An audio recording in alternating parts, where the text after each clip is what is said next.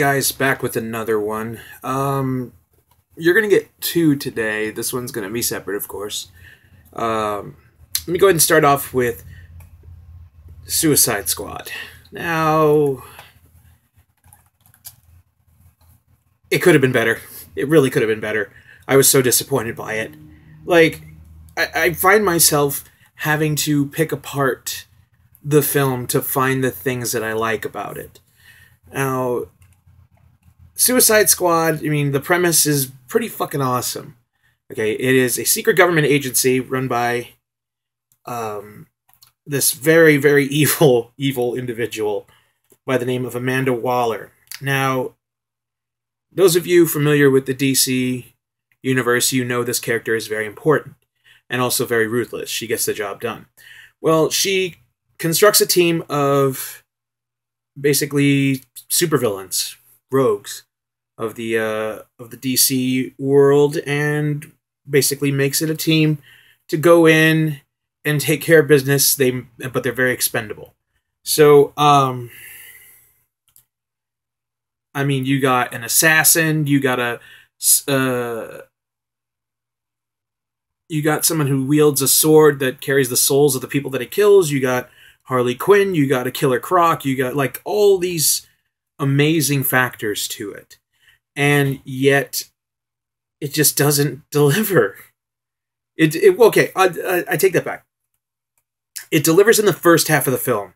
The first half of the film is fast-paced, and it's crazy, it's wacky. It's basically everything that we were led to believe in the trailer. And then, somewhere along those lines, it just became boring. And sloppy. Now, I'm not saying that the first half was completely perfect. You can tell, like, they went in, like, what was fixed. I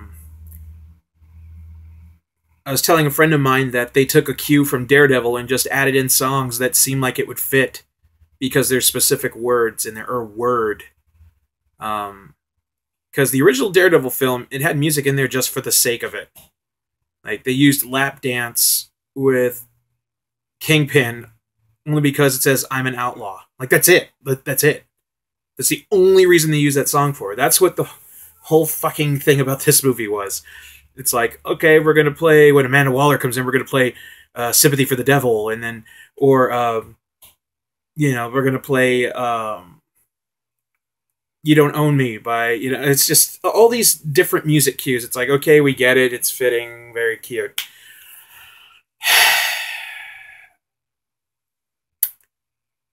There's no real threat to this film. It's a minimal problem that really could have been extinguished, I'd say, within the first half hour, maybe. And that's the thing. They don't establish what the villain is or what the problem is. Another quotation. There's going to be a lot of quotations today. What the problem is. And, like, it's a sloppy film. Some are saying, like, they can't wait for the director's cut, or however. Like, if David Ayer did the whole film in the style of the first half of the film, I'd give it another shot. But if it was done originally, like the second half of the film, no, it's not worth my fucking time. And that's the thing. I was having a conversation with a buddy of mine who went to go see it with me, that a lot of filmmakers are just making these long-ass films, and then they have to cut them down. And when they cut them down, it doesn't make sense. There's moments of the film that these, like, characters make sacrifices and they start calling each other family when all they did was have a fucking drink like 2 minutes ago. Like, their serious character development is lacking in this film.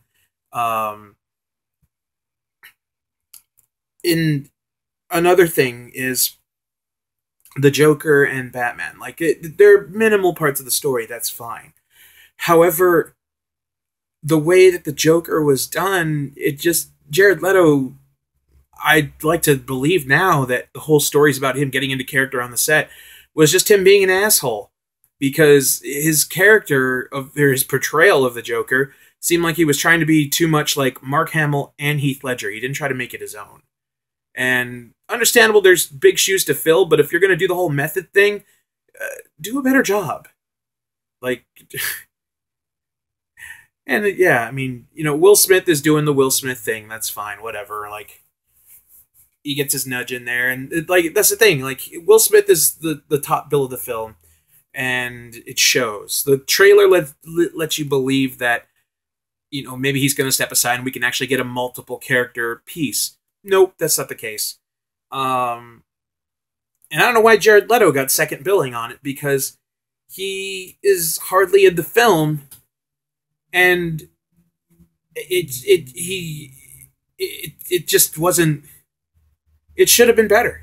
It's one of the better DC films, but that's not saying much. I mean, I don't know, man. I really wanted this movie to be fucking awesome and different, and it's just another case of studio interference and dick swinging and everything else, and it's the things that, okay, let me tell you about the things that I liked about it. They did like little profiles and everything, and the bright colors and everything like that for the crew. That was cool. The action sequences did, well, I'm getting back to complaining again. No, the action sequences weren't that great. Just to get that out of the way. And like, just the flow of everything in the first half is fine. Like, it seemed like we were on a great road to it. Like, everybody had their balance of humor and badass, and then it just went to shit. I don't know. I think I'm done with DC. Like, this was one that I was really looking forward to. This could have been their, like, breakthrough. And it seemed like they were doing too much to try to be like Marvel, or to try to be like Guardians of the Galaxy. Which, by the way, they play Spirit in the Sky for no fucking reason. And, like, when they're flying into the battle, I'm like, wait a minute, are they just taking jabs now at Guardians? Because that's a superior film. Like, even after I was finished, I'm like, yeah, Guardians is still better than this, and Marvel wins again. And another thing that, well, it's kind of a creative difference, but they played the